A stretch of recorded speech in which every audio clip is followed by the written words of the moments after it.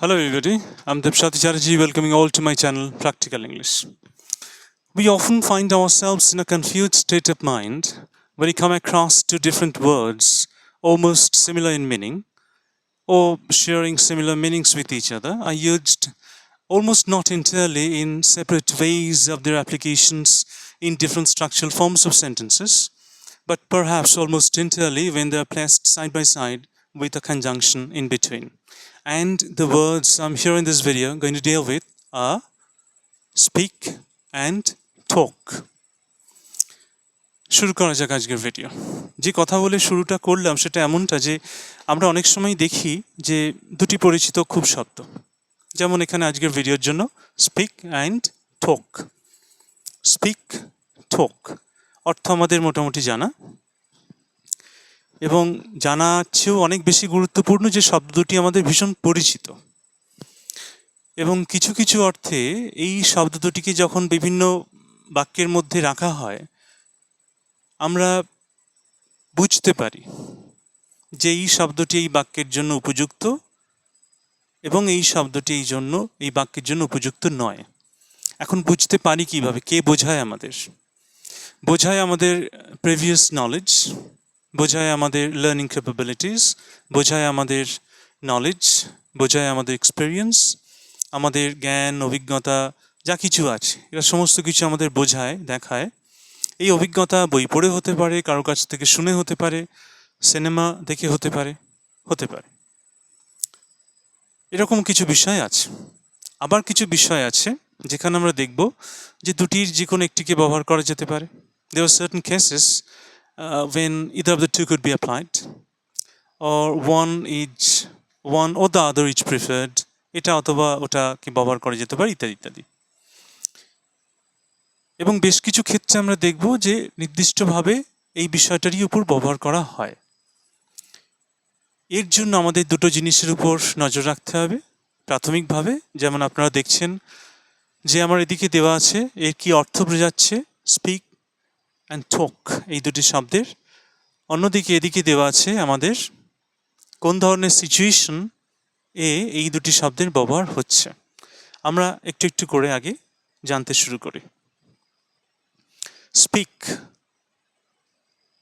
To talk to somebody about something, কারোর সাথে কোনো বিষয় নিয়ে কথাবার্তা বলা।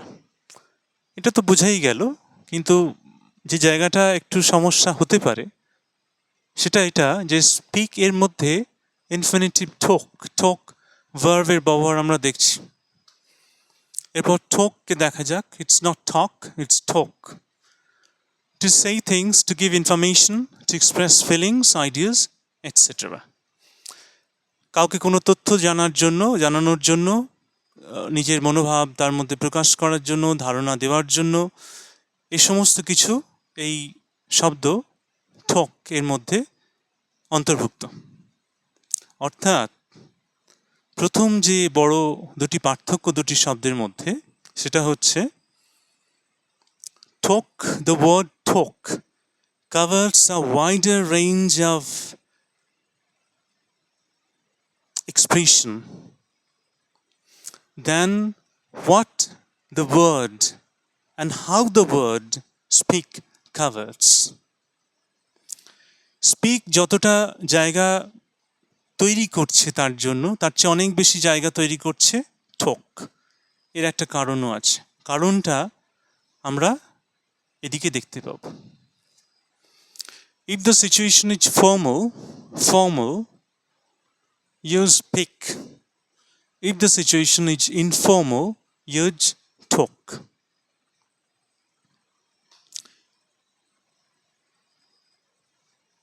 আরেকটি গুরুত্বপূর্ণ বিষয় আছে, সেটাকে নিয়ে আমি একটু পরে ফিরে আসছি।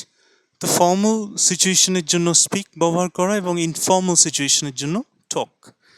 এখন দেখা যাক যে ফর্মাল সিচুয়েশন কি বোঝায়, কোন কোন বিষয়ের উপর গুরুত্ব আরোপ করে, এবং ইনফর্মাল সিচুয়েশনই বা কোন কোন বিষয়ের উপর গুরুত্ব আরোপ করে। তো কিছু সেলিয়েন্ট ফিচার্স দেখা যাক। Formal, correct, suitable, reasonable, importance.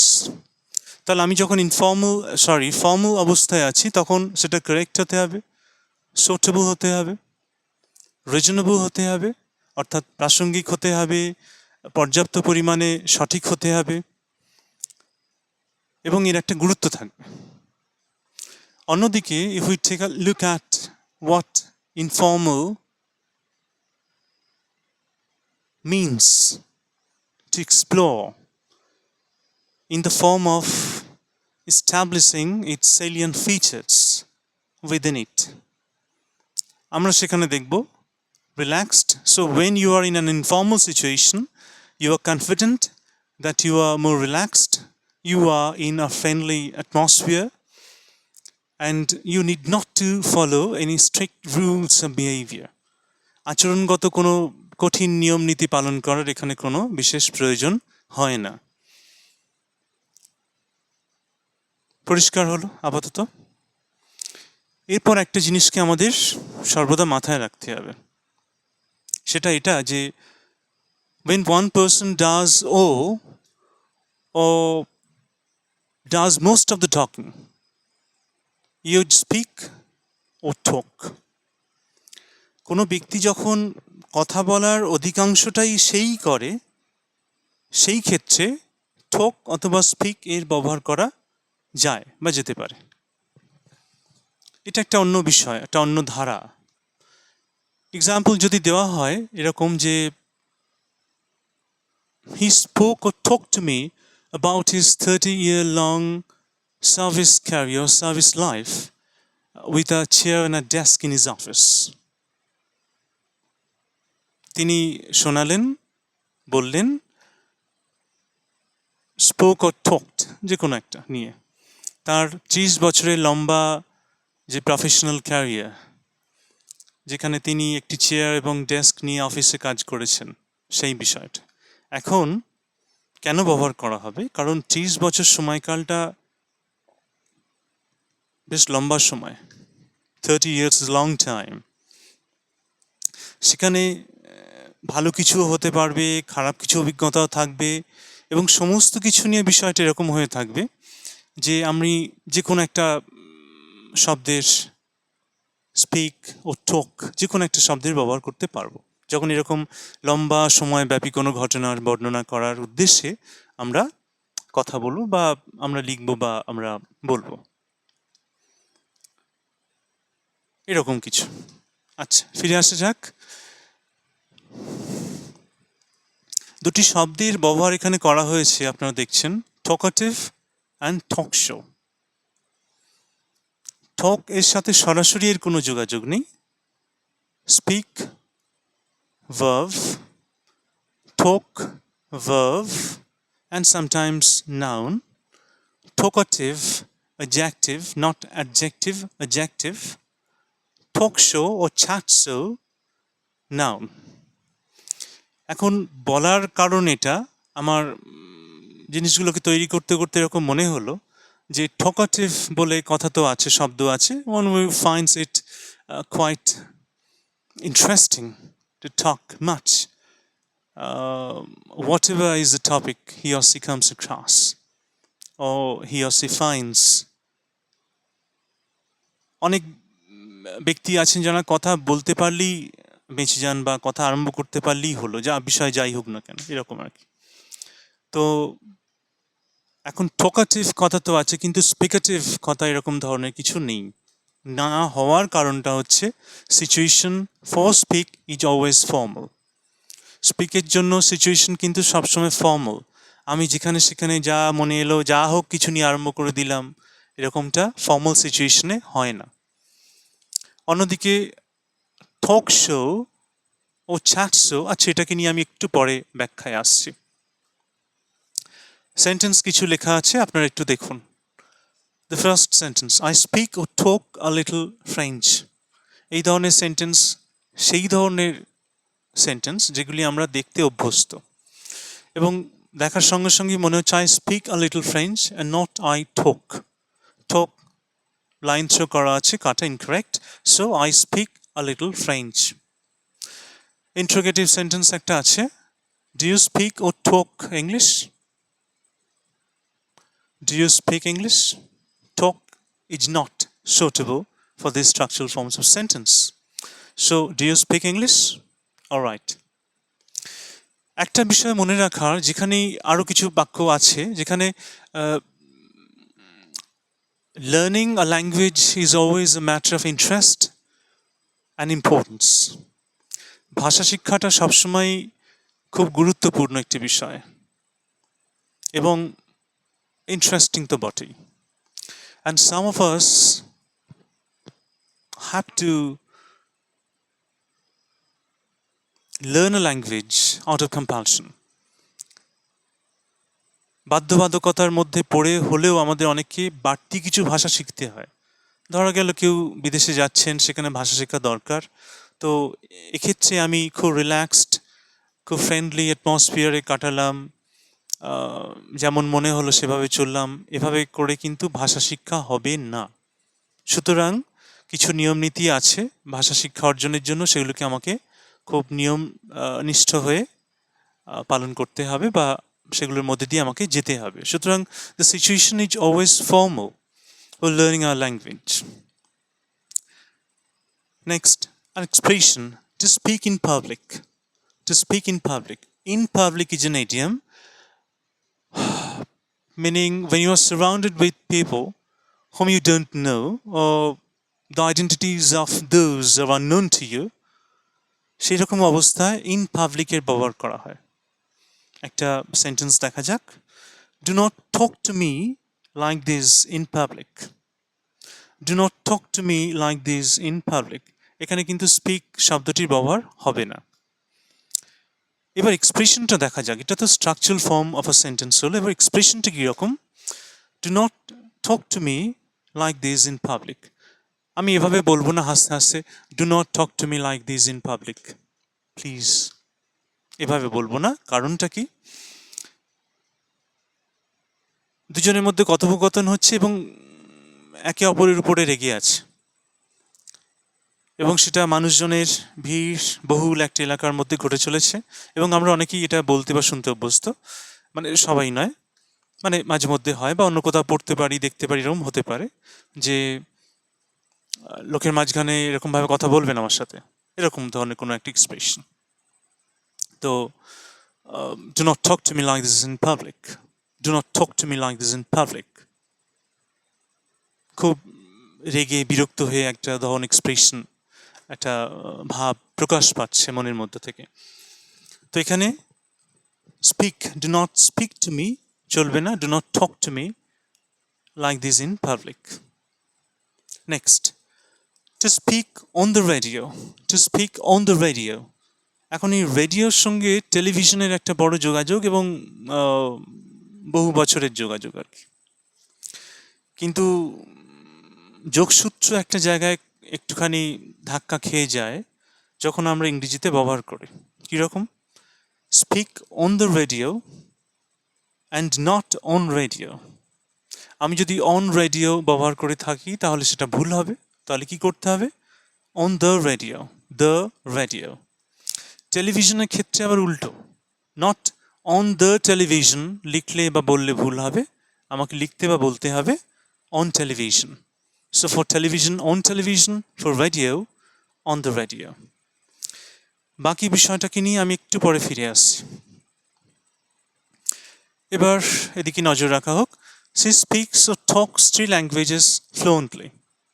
অবশ্যই talks এখানে হবে না, she speaks 3 languages fluently, কারণ বলার কাজটা সেই করছে, এবং এখানেও সেই একই ব্যাপার, learning a language and to develop a qualitative sense of speaking it fairly well and fluently, it's not a matter of joke, it's a serious matter of concern. এর জন্য যথেষ্ট পরিশ্রম করতে হয়, সময়ের প্রয়োজন, অধ্যবসায়, পারসিভিয়ারেন্স, অধ্যবসায় এর প্রয়োজন, এবং সমস্ত কিছু করার পর এরকম একটা কোয়ালিটেটিভ অ্যাপ্রোচ আমরা দেখাতে পারি কোনো ভাষা সম্পর্কে, সেটাকে ফ্লুয়েন্টলি বলার ক্ষেত্রে।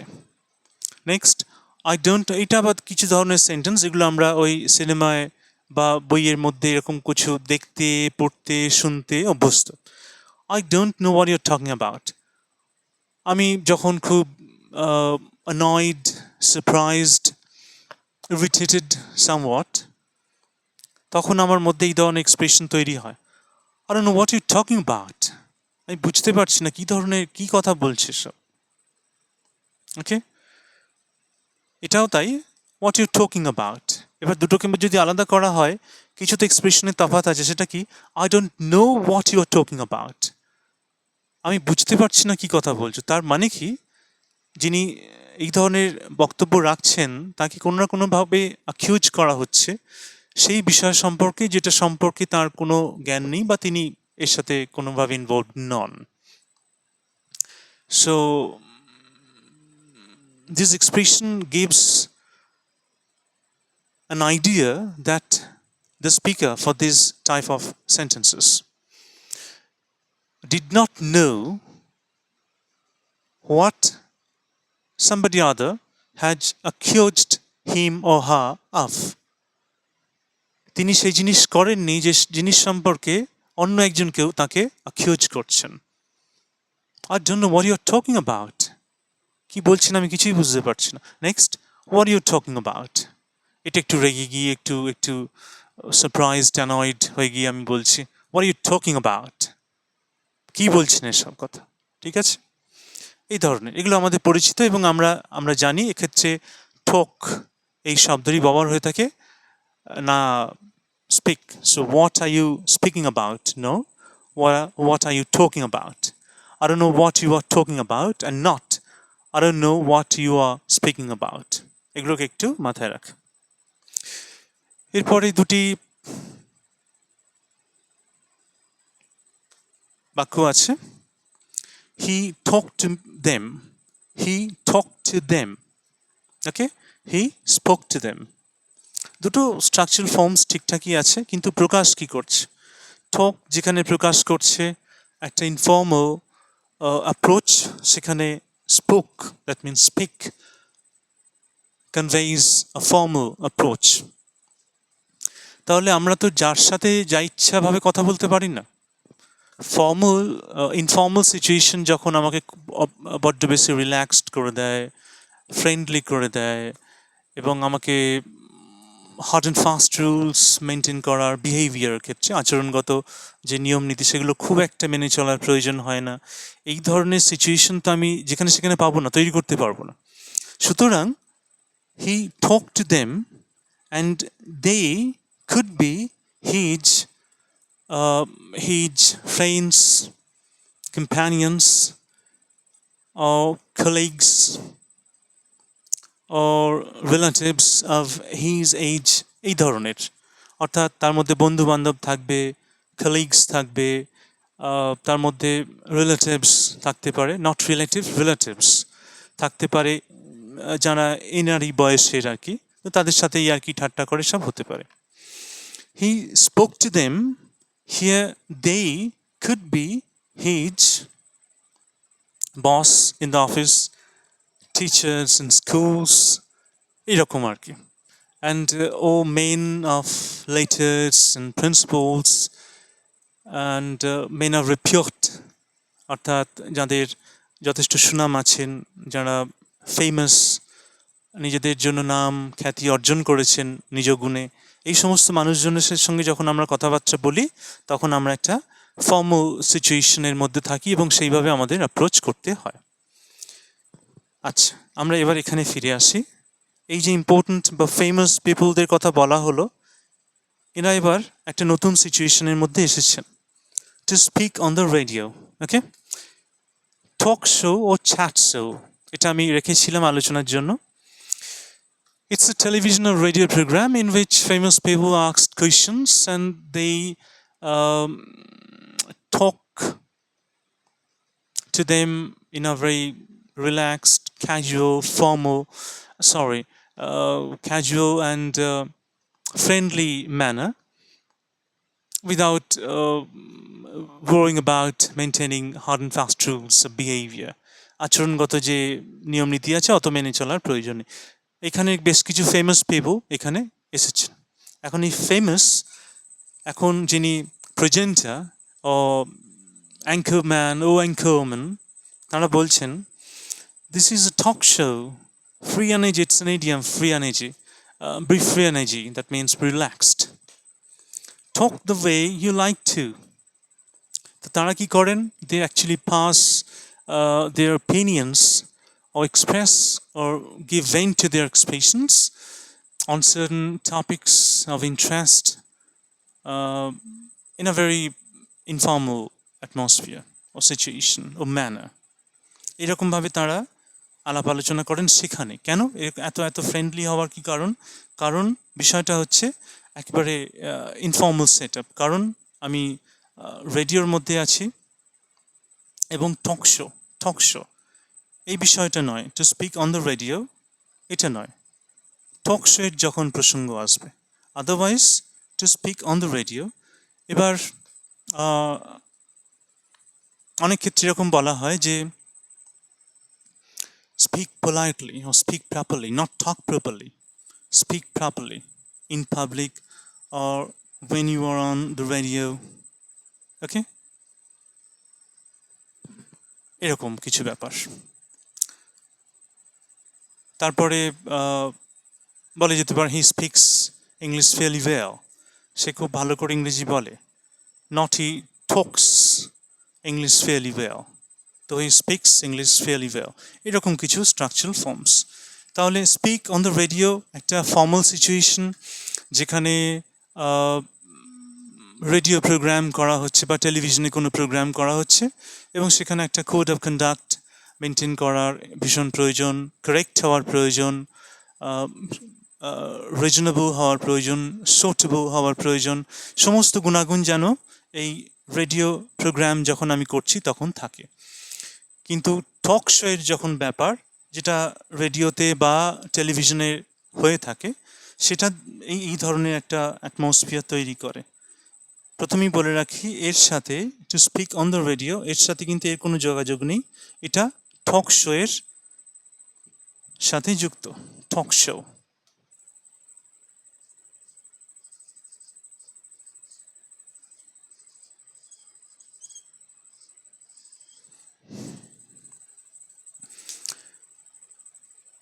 যাই হোক, আলোচনার বিষয়বস্তু আজকে এই পর্যন্তই, কিন্তু এটাই পার্ট 1.